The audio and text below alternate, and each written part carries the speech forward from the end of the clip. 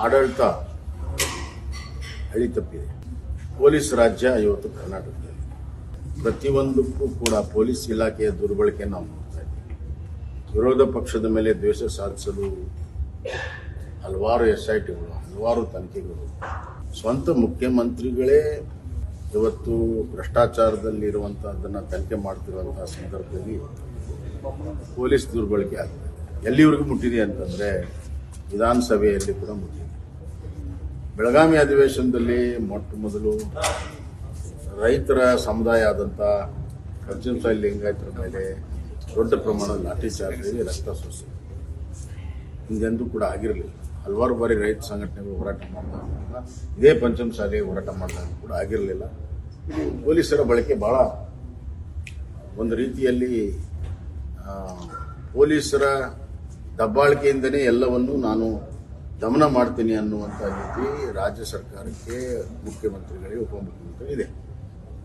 ಈಗ ನೋಡಿದ್ರೆ ನಿನ್ನೆ CT ರವಿ ಅವರ ಬಂಧನ, ಸದನದ ಒಳಗಡೆ ಆಗಿರುವಂತಹ ಘಟನೆಯ ಬಗ್ಗೆ ಅಲ್ಲಿಯ ಸಭಾಪತಿಗಳು ನಿರ್ಣಯ ಮಾಡಬೇಕು.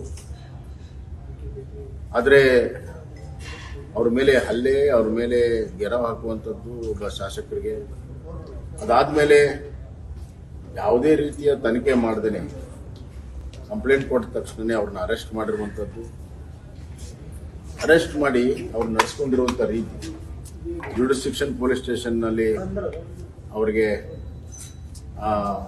ಅರೆಸ್ಟ್ ಮಾಡದೇ ತಪ್ಪು ಇಂಥ ಹಲವಾರು ಪ್ರಕರಣಗಳಲ್ಲಿ ಸೋಕಾಸ್ ನೋಟಿಸ್ ಕೊಟ್ಟು ಅವ್ರನ್ನ ಕರೆದು ವಿಚಾರಣೆಯನ್ನ ಮಾಡಿ ಸಾಕ್ಷಿ ಆಧಾರಗಳ ಮೇಲೆ ಮುಂದಿನ ಕ್ರಮಗಳಂತ ಇತ್ತು.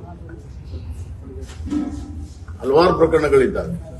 FSL ಲ್ಯಾಬ್ಗೆಲ್ಲ ಕಳಿಸಿಬಿಟ್ಟು ವಿಡಿಯೋ ಆಡಿಯೋಗಳನ್ನು ಚೆಕ್ ಮಾಡ್ತಾರೆ.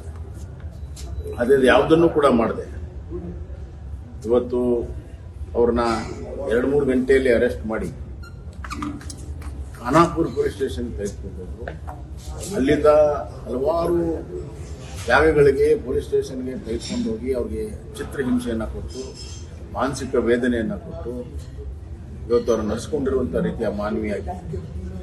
ಎಲ್ಲದಕ್ಕೂ ಕಾನೂನಿದೆ, ತನಿಖೆ ಮಾಡೋದಕ್ಕೆ ವಿಧಾನ ಇದೆ. ಆ ವಿಧಾನವನ್ನು ಕೂಡ ಇವರು ಫಾಲೋ ಮಾಡಿಲ್ಲ, ಕಾನೂನು ಕೂಡ ಫಾಲೋ ಮಾಡಿಲ್ಲ. ಪೊಲೀಸರೇ ತಮ್ಮ ತನಿಖೆ ವಿಧಾನ ಮತ್ತು ಕಾನೂನನ್ನು ಉಲ್ಲಂಘನೆ ಮಾಡೋದಕ್ಕೆ ಯಾರು ಪ್ರೇರಣೆ, ಯಾವ ರಾಜಕೀಯ ಶಕ್ತಿ ಅದರ ಹಿಂದೆ ಇದೆ? ಆದ್ದರಿಂದ ಮುಖ್ಯಮಂತ್ರಿಗಳು ಬಹಳ ವಿಚಾರ ಮಾಡಬೇಕಾಗಿರುವಂಥ ವಿಚಾರ. ಮಂತ್ರಿಗಳು ಅಪಾದನೆ ಮಾಡಿದ್ದಾರೆ, ಇವರು ನಿರಾಕರಣೆ ಮಾಡಿದ್ದಾರೆ. ಸತ್ಯ ಶೋಧನೆ ಆಗಬೇಕಲ್ಲ. ಸತ್ಯ ಶೋಧನೆ ಆಗದೇನೆ ನಾವು ಯಾವ ಕನ್ಕ್ಲೂಷನ್ ಬರಕ್ಕೆ ಸಾಧ್ಯ? ಸತ್ಯ ಶೋಧನೆ ಆಗಲಿ, ತನಿಖೆ ಆಗಲಿ.